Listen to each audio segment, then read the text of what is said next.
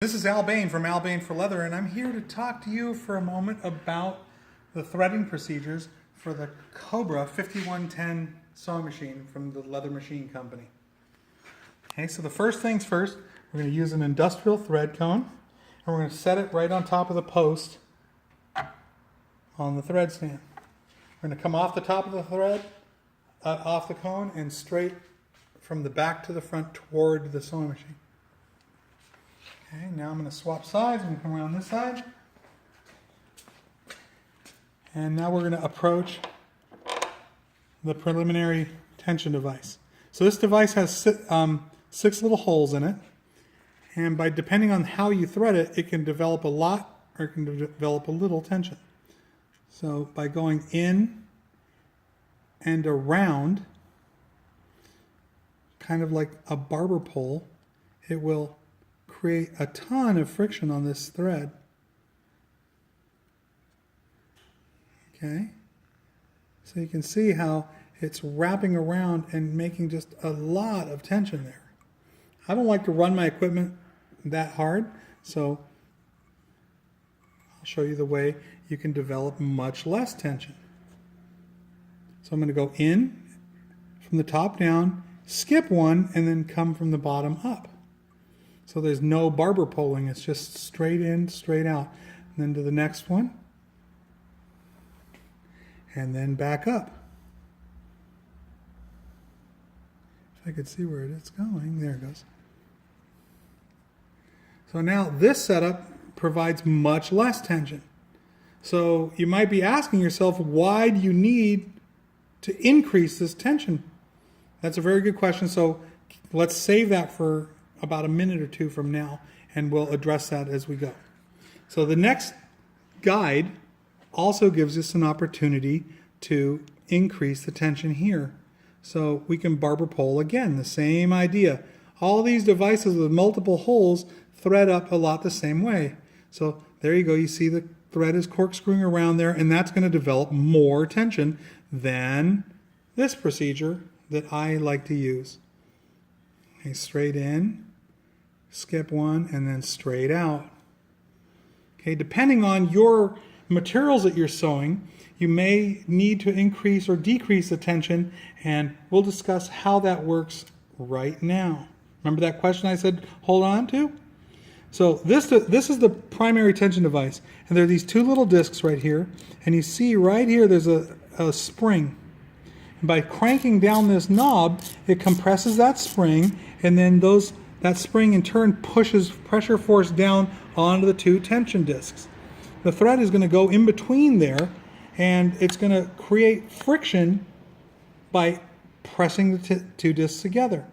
Okay, so by turning this knob, we're increasing the tension. Now, look, we're going to run out of room, and if our sewing is showing that we have loops on the bottom and we cannot develop any more tension because we run out of room, then we would go over to the pre-tension device and adjust accordingly here. Okay, so remember I said I like to run my system loose, right? So I want to see this way, way back. Okay, so that there's hardly any on the device.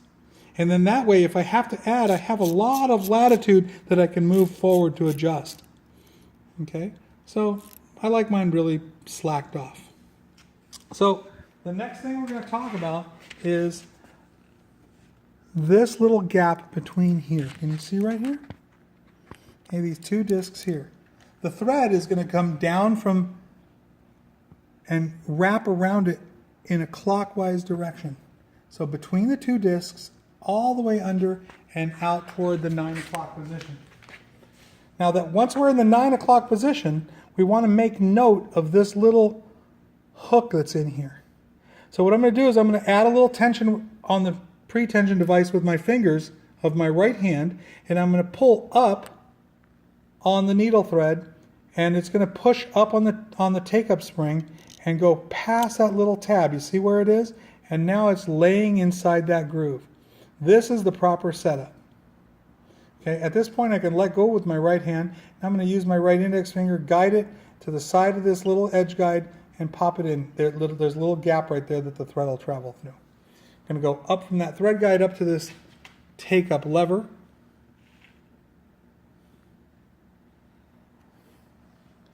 and then back in to that thread guide again. So now we have 2 threads going through that same guide.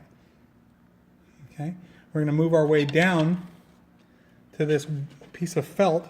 So going in behind it, and it wipes the thread, any lint that might be coming down that we don't want to get involved in the system, and we can apply a drop of liquid silicone there and it will lubricate the thread as well. The next device is right here at the bottom of the needle bar. There's a little hole right there, but imagine trying to get that thread in there. There's no way I can shove my big gorilla fingers in there. So what I want to do is I want to lock the presser foot in the upper position, and I want to reach my hand and push down and swing it away. So that exposes the system so that I can actually reach it, and now I'm going to put the thread in through the thread guide.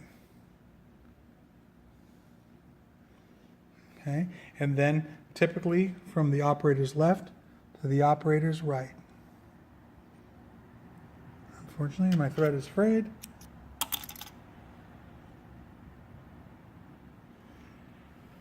Okay, at this point I can close the presser foot again. So now we have the bobbin thread already coming up through the throat plate, but make note here that when we hold our threads for the first stitch, we want to hold this back and away toward 1 o'clock, but there's a really scary little trick that you need to do with your thumb, and that is pin the thread down close to the needle. Okay, if you apply a lot of tension here and you're pulling back like you would on a typical class 3, 4 or king cobra or anyone with a traditional presser foot, the thread is going through that inner presser foot and eliminating this bent needle. So this needle bending like this is at high risk of impacting the side of the throat. The needle's going to go through that little hole there, and if it's flexed at all, it has a risk of banging in there, breaking the needle, leaving a burr behind, knocking the machine out of time, and all of those things. So we really want to hold the thread down and close to the needle. But look at this little screw sticking out of the side of the needle bar. I'm at a risk of having it come down and hitting the top of my thumb. Ow! See? So I want to keep aware of that moving part. And again, I don't want the needle to pierce my finger, because that would make me make funny noises like ouch, and my friends might laugh at me, and I'd be bleeding all over the place and potentially risking damaging the sewing machine. Anyway, this is Al Bane for Leather. If you happen to have stumbled across this video just in passing while you're checking it out on YouTube, let me let you know that we have a little forum on Facebook. It's called the Tips and Tricks with Cobra class leather working equipment, and we freely distribute this information in there. We only have one thing we'd like to ask of you. Please pay it forward.